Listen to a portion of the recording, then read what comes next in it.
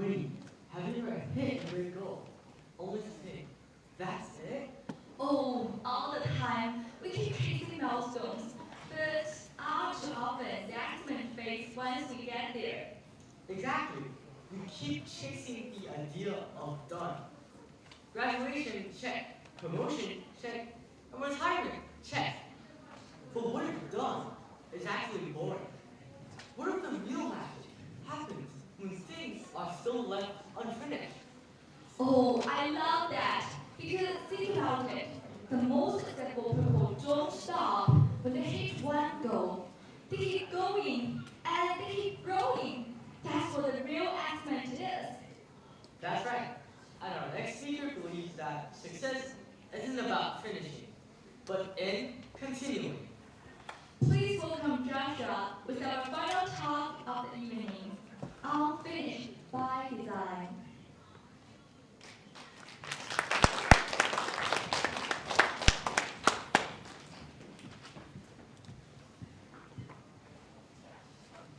Imagine this. You finally cross the finish line you've been racing forward for years. The green hand, wells in the bank, the dream jobs secured. Then you sit down, take a breath, and wonder, what now? You might not stop to think about this question, but it matters more than we realize. When we hit big milestones, we often hold more opportunities than those around us. What we choose to do next doesn't just affect us. It mirrors out to our colleagues, communities, and even people who have never met. I learned this lesson the hard way. For 2 years, my entire world narrowed to one single goal: achieving a high total score. I practically had a relationship with my vocabulary book. We spent more time together than I did with my friend. At one point, I even started dreaming in multiple choice questions. Every late night, every practice test, every moment of doubt, all tied to that one single number. When I finally reached it, teachers asked me to share my experience with students still reading textbooks and drills. Standing in front of them, I learned something interesting. That my work isn't just about studying. It may affect how they achieve their own goals, or whether they kept going when things got tough. That's when it hit me. Maybe finishing isn't the end at all. Today, I want to share one idea with you. That success isn't about culture. It's about the open-ended journey. About asking, what's next? Instead of settling for, I'm done. When we stop treating a goal as a finish line, we can use what we're beginning to push technology forward, opening doors for everyone. Take Elon Musk. Building a company isn't his finish line, it was just a starting line.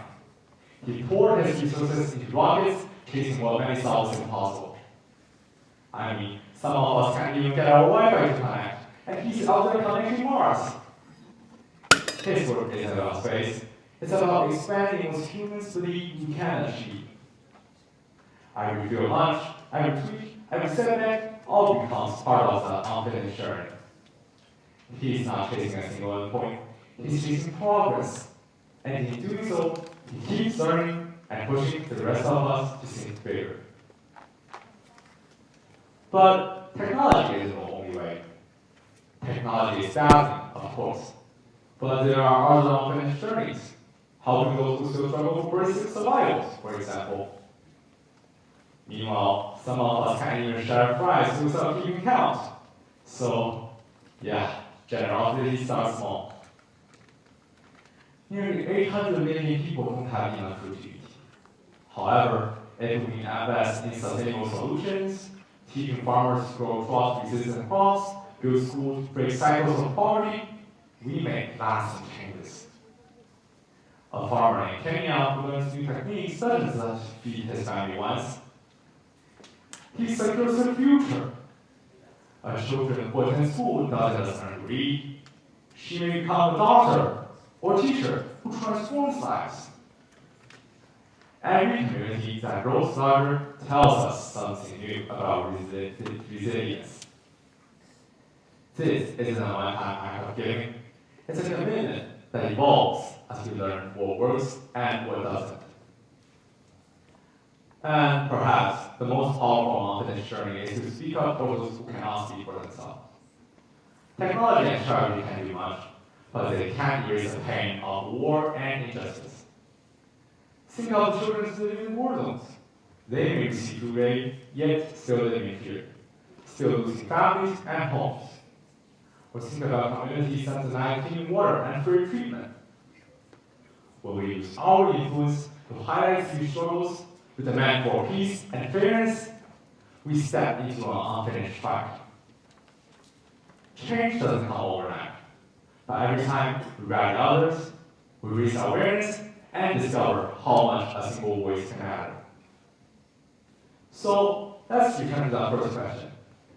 What do we do next after reaching our big goal? The answer, I believe, is simple. You don't stop. You keep going. When we use what we came to push technology forward, we learn that progress is never finished. When we commit to lasting acts of charity, we learn that kindness is a practice, not a one-time gift.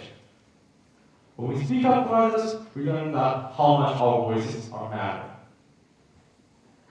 Success isn't a finish line. It's a journey we choose to continue learning, adapting, and creating value long after we reach the first milestone. It's about turning our influence into something positive that grows, not only for us, but also for the community and the world. So, the next time, don't face the question, what now, with fear? Face it with excitement. Because the best part of life isn't about closure. It's about staying unfinished by design and inspiring others to do the same. Thank you.